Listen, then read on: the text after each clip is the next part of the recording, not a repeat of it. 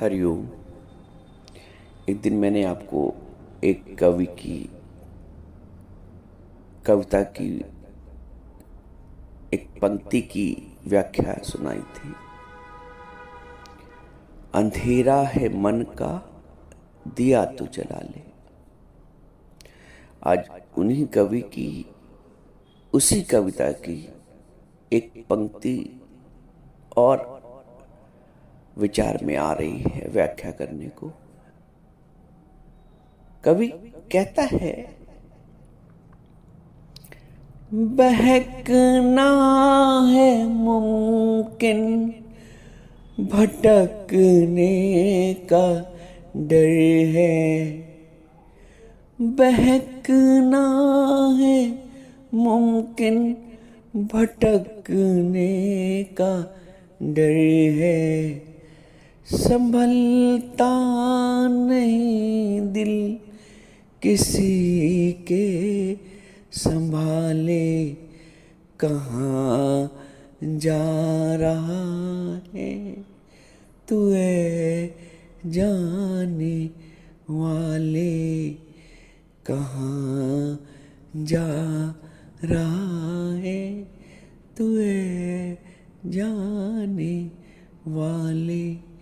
अंधेरा है मन का, दिया तो जला ले। कहाँ जा रहा है तू ऐ जाने वाले। कवि कहता है, बहकना है मुमकिन, भटकने का डर है। हम जब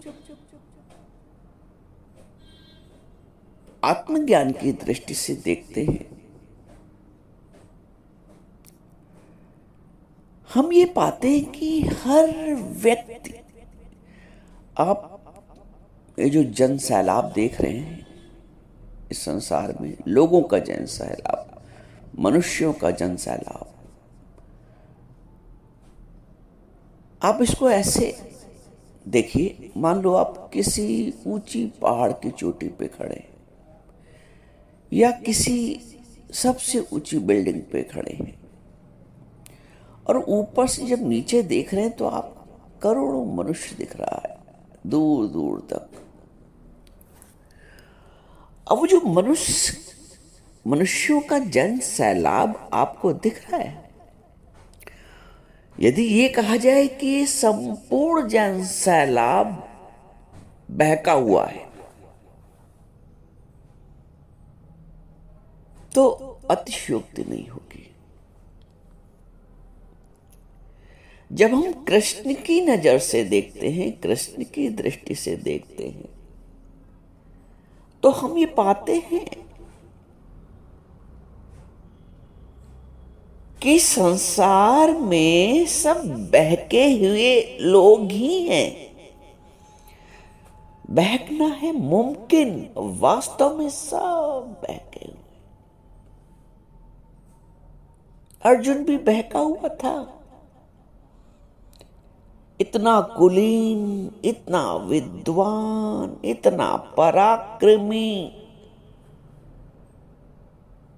इतना पंडित ज्ञान का, वो भी बहका हुआ था कृष्ण की दृष्टि से। तो हम जब भगवत गीता के दृष्टिकोण से, जब हम वेदों में दिए हुए वास्तविक ज्ञान के दृष्टिकोण से, जब हम आत्मज्ञान के दृष्टिकोण से आत्मा में स्थित होकर इस दुनिया पे दृष्टि डालते हैं, तो लगता है सब बहके हुए हैं। किसको कहते हैं बहका हुआ? बहका हुआ उसको कहते हैं जिसको जाना कहीं है, जा कहीं और रहा है। करना कुछ है, कर कुछ और रहा है। समझना कुछ है, समझ कुछ और रहा है। देखना कुछ है, देख कुछ और रहा है। जब कोई अच्छा व्यक्ति बहकता कैसे? नशे के माध्यम से। एक नशा चढ़ जाता है व्यक्ति को तो बहक जाता है। अब ये नशे भी अनेक प्रकार के हैं। मनुष्य को बहकाने के लिए अनेक प्रकार के नशे। वैसे तो नशे अनेक हैं, बहुत नशे हैं। जरूरी नहीं मदिरा का नशा हो। नशा आरंभ होता है देह भाव से, मैं कुछ हूं। उसके बाद मैं धनवान, मैं बुद्धिमान, मैं श्रेष्ठ, मैं भी तो कुछ कर सकता हूं, मैं भी किसी।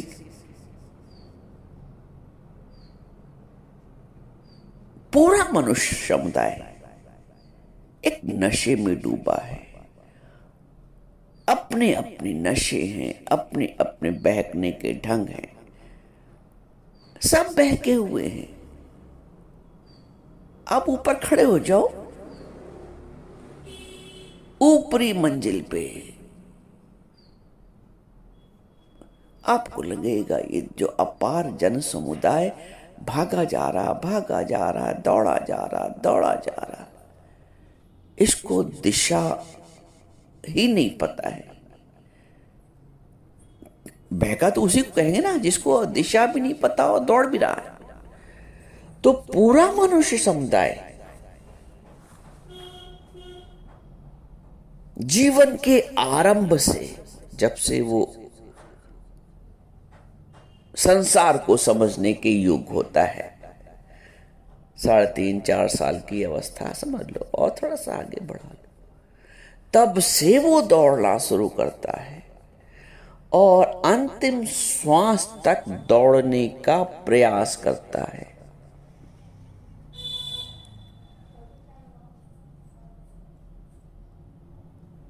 दौड़ दौड़ दौड़ के, दौड़ दौड़ के, दौड़ दौड़ के पहुंचता भी कहीं नहीं है।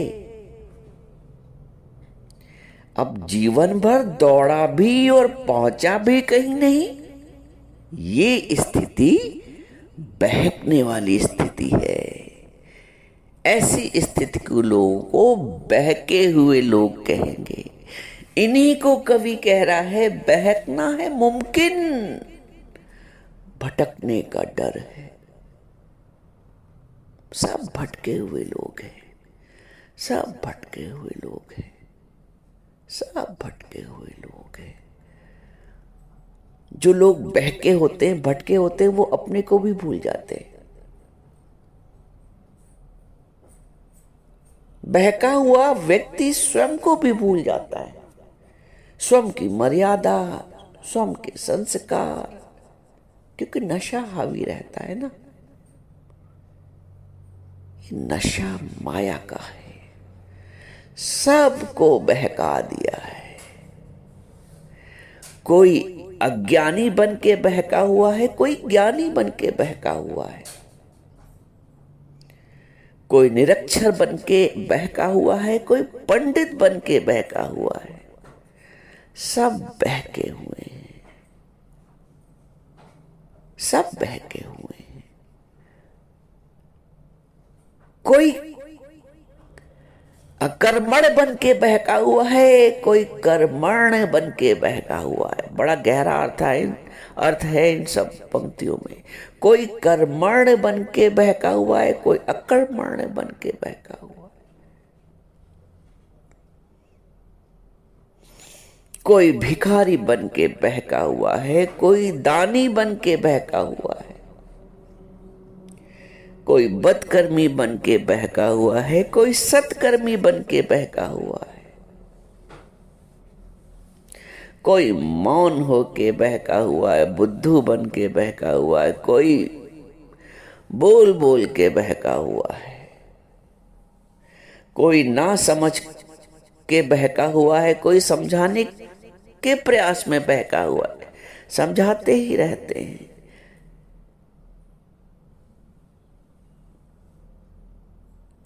हर व्यक्ति बहका हुआ है। हो सकता है आपको अपनी मन स्थिति के अनुसार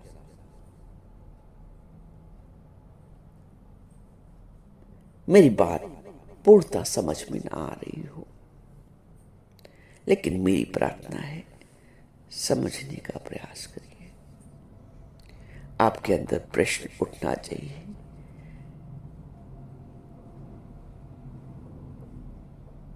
कि यदि बहका है तो कैसे बहका है, और यदि होश में आए तो कैसे होश में आए।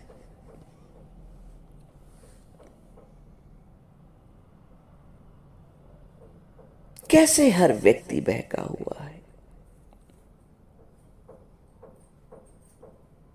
मैंने आपको अभी अर्जुन का उदाहरण दिया। अर्जुन महाज्ञानी, महापंडित, महाशूरवीर, महापराक्रमी,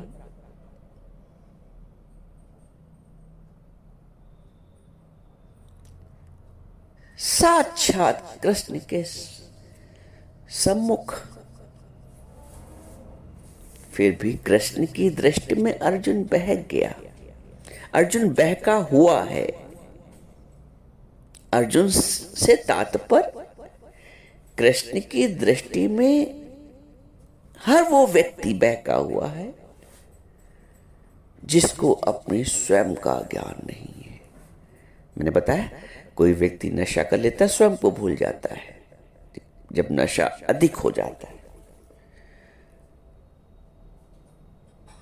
किसी उच्च पदासीन अधिकारी ने मान लो नशा कर लिया किसी चीज का, अब वो अपने पद की मर्यादा भूल गया कि मैं न्यायाधीश, मैं इतना बड़ा चिकित्सक, मैं इतना बड़ा मंत्री, मैं इतना बड़ा अधिकारी। नशा करने पे वो अपने पद को भूल जाता है, बहक जाता है। भूलने से तात्पर्य बहक जाता है। मनुष्य ने नशा किया है और नशा करने में स्वयं को भूल गया है। इसलिए समय समय पर भगवान को अवतार लेना पड़ता है। अर्जुन जो है समस्त मनुष्य समुदाय का प्रतीक है। अर्जुन का मतलब एक व्यक्ति ना समझना, अर्जुन का मतलब एक व्यक्ति ना समझ लेना। अर्जुन समस्त मनुष्य समुदाय का प्रतीक है, प्रतिनिधित्व करते हैं अर्जुन। तो समस्त मनुष्य समुदाय को आज भगवान ने जो उस वक्त गीता बोली थी वो आज सबके काम आ रही ना, सबके लिए। अर्जुन के लिए अकेले नहीं बोली थी। तो भगवान उन अर्जुन सरीखे व्यक्ति को भी बहका हुआ मानकर उनको आत्मज्ञान का उपदेश दे रहे हैं। वो भगवान अर्जुन को तो उपदेश दे रहे हैं, अर्जुन के साथ संपूर्ण मनुष्य समुदाय को। उनकी दृष्टि के अनुसार समस्त मनुष्य समुदाय अपने वास्तविक पथ पर नहीं है, अपने आत्म कल्याण के पथ पर नहीं है, अपने वास्तविक धर्म के पथ पर नहीं है। भगवान अर्जुन को धर्म की शिक्षा दे रहे हैं, वास्तविक धर्म, जिस धर्म से वो विमुख हो रहे थे। अर्जुन सरीखे व्यक्ति धर्म से विमुख हो रहा। देखिए बात समझिए, साधारणतया आप इसको नहीं, अर्जुन तो इतना ज्ञानी, इतना ध्यानी, इतना भक्त भी कह लो, इतना पराक्रमी, वो कैसे अधर्म। लेकिन भगवान कृष्ण की दृष्टि में वो अधर्म के पथ पे था, वो वास्तविक धर्म के पथ पे नहीं था। तो जब अर्जुन सरीखे व्यक्ति धर्म से विमुख है, तो ये जो मनुष्य समुदाय है जिसको तनिक भी आत्मज्ञान, ब्रह्म ज्ञान, स्वयं का ज्ञान, वास्तविक ज्ञान, तत्व ज्ञान नहीं है, तो वो तो बहका हुआ ही तो सिद्ध हुआ ना। इसीलिए तो कहा जा रहा है बहकना है मुमकिन, भटकने का डर है। भटक गया है मनुष्य भूल भुलैया में, संसार की भूल भुलैया में, माया के नशे में स्वयं को भूल गया है, अपने आत्म कल्याण को भूल गया है, अपने उद्देश्यों को भूल गया है। जो भी उद्देश्य उसने निर्धारित किए ना, वो बहकने वाली स्थिति में एक नशे वाले व्यक्ति ने, एक नशेड़ी ने यदि कुछ उद्देश्य अपने निर्धारित भी कर लिए तो वो उद्देश्य नशे की अवस्था में निर्धारित किए गए उद्देश्य कल्याण के उद्देश्य कैसे हो सकते हैं। तो जिन उद्देश्यों के लिए मनुष्य जीवन भर दौड़ता है वो कब निर्धारित किए गए, वो नशे की अवस्था में निर्धारित किए गए। अब आपको ये सब बातें बड़ी अटपटी लग रही होंगी। नशे की अवस्था में इतने बड़े बड़े मनुष्य कार्य करता है, नशे की अवस्था में निर्धारित किए गए हैं। मैं फिर कह रहा हूं, कृष्ण की दृष्टि से, आपकी दृष्टि से सही है, सामान्य दृष्टि से सही है, अर्जुन की दृष्टि से अर्जुन सही है, अर्जुन अच्छी अच्छी बातें कर रहे हैं। यहां बात चल रही है कृष्ण की दृष्टि से, कृष्ण की समझ से। अपनी समझ में आप सही हैं, किसी कोई गलत नहीं। एक छोटे बच्चे से कहो तुम गलती कर रहे हो, वो भी नहीं मानता है। तो जो पढ़े लिखे व्यक्ति हैं या पढ़ा लिखा मनुष्य समुदाय है, एलीट वर्ग है, अपने आप को विद्वान और ज्ञानी और पढ़ा लिखा और उच्च पदासीन, उच्च कुलीन मानने वाला व्यक्ति कैसे स्वीकार कर सकता है कि वो बहका हुआ है? कोई नहीं स्वीकार करेगा। नशेड़ी कभी नहीं स्वीकार करता है कि वो नशे में है, वो यही शो करता है, नहीं नहीं मैं बिल्कुल ठीक हूं। देखो आप, नशेड़ी कभी नहीं स्वीकार करेगा। सोने वाला व्यक्ति कभी नहीं स्वीकार करता कि हम सो रहे थे। नहीं नहीं, सो थोड़ी रहता, ऐसे लेटे हुए थे बस। जल्दी कोई स्वीकार नहीं करता था कि मैं सो रहा था।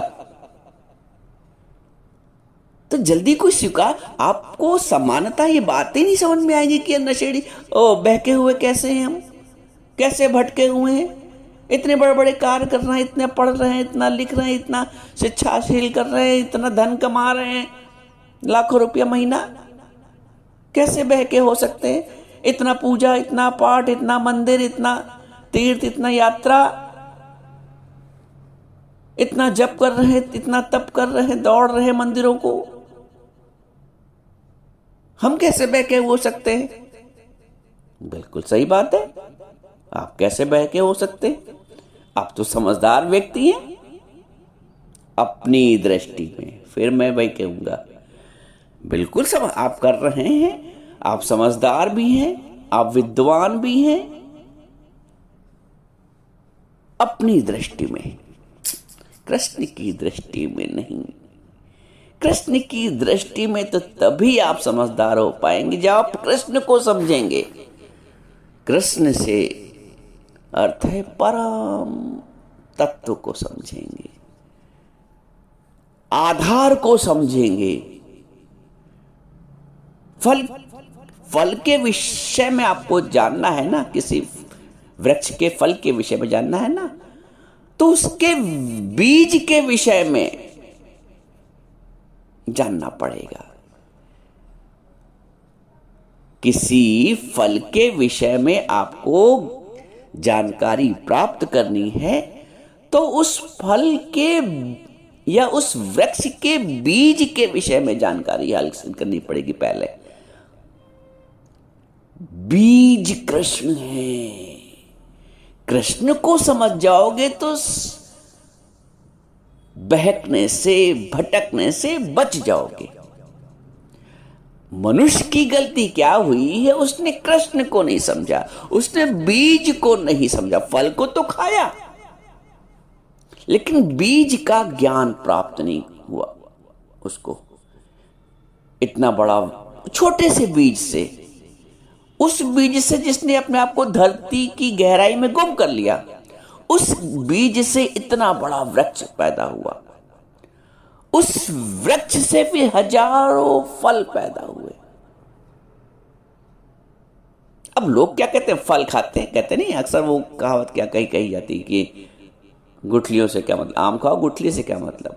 बस सारा मनुष्य समुदाय आम खा रहा है, गुठली से किसी को मतलब नहीं है।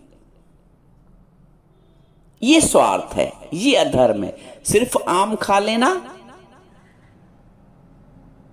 स्वार्थ सिद्धि है, अधर्म है।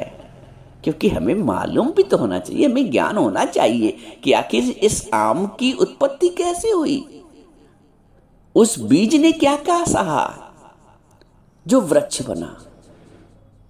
जो सिर्फ आम खा रहे हैं, अपना स्वार्थ सिद्ध कर रहे हैं, वो बहके हुए लोग हैं, वो बहके हुए लोग हैं जो दुनिया में अपना मतलब सिद्ध कर रहे हैं। हमें सम्मान मिले, हमें मान मिले, हमें धन मिले, हमारा काम हो जाए, हम श्रेष्ठ सिद्ध साबित हो जाए, हमारा बड़प्पन कहीं से कम ना हो, हमारी श्रेष्ठता कहीं से कम ना हो, हमारा धन कहीं से कम ना हो, हमारे पूछने वाले कहीं से कम ना हो। सब स्व से केंद्रित, स्वार्थ से केंद्रित, पूरा जीवन स्वार्थ से केंद्रित। ऐसे लोग बहके हुए हैं जिन्होंने, भगवान कहते अहम बीज प्रदापिता, मैं ही बीज के रूप में सबका पिता हूं। बीज जो जो कुछ भी दिख रहा है, सबका बीज एक कृष्ण। अहम बीज, स्वयं भगवान कह रहे अहम बीज प्रदापिता। इस सृष्टि कहीं से उत्पन्न तो हुई ना, इतना बड़ा वृक्ष दिख रहा है आम का, कहीं से तो उत्पन्न है ना, स्वतः थोड़ी उत्पन्न हो गया। इतना बड़ा संसार, इतनी बड़ी सृष्टि दिख रही है, इसकी उत्पत्ति का कारण होगा ना। इसकी उत्पत्ति का कारण एक सत्य, एक धर्म, या सत्य और धर्म को एक भाषा में कहो, एक शब्द में कहो तो एक कृष्ण, एक ब्रह्म।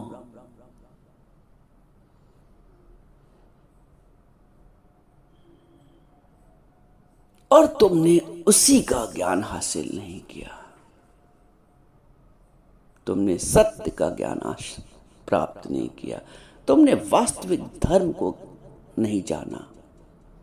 अब जब स्वयं को ही नहीं जाना, स्वधर्म को ही नहीं जाना, स्वधर्म को ना जानना ही बहकना है। इसीलिए कृष्ण कहते हैं स्वधर्म को जानो, स्वाध्याय करो। परधर्मो भयावह, परधर्म को भयानक कहते हैं, भयावह कहते हैं। तुम संपूर्ण मनुष्य समुदाय परधर्म में जी रहा है, आत्मधर्म में नहीं जी रहा है, शरीर के धर्म में जी रहा है, स्वार्थ के धर्म में जी रहा है। परधर्म को भगवान ने परधर्म में जीने को नहीं कहा। स्वधर्म निधनम श्रेय, परधर्मो भयावह।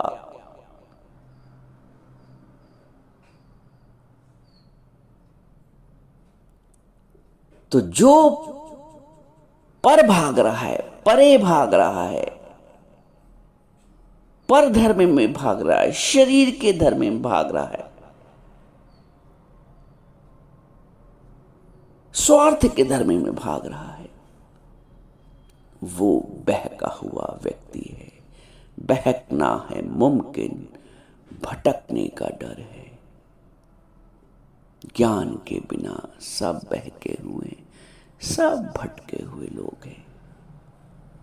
ये भटकन तो तभी मिटी जब सतगुरु पाया ठौर। लो, उसका अर्थ भी, उसका निराकरण भी बता दिया कि भटकने से बचे कैसे। ये भटकन तो तभी मिटी जब सतगुरु पाया ठौर। 184 भटकता कहीं ना पाया ठौर, और ये भटकन तो तभी मिटी जब सतगुरु पाया ठौर। इस अपार जन सैलाब में एक सतगुरु है जो हमको बहकने से, भटकने से बचा सकता है। सतगुरु की शरण, कृष्ण की शरण। कृष्ण ने अर्जुन को बहकने और भटकने से बचा लिया। जानो वास्तविक ज्ञान को, जानो वास्तविक धर्म को, जानो स्वयं को। बहकने से, भटकने से बच जाओगे।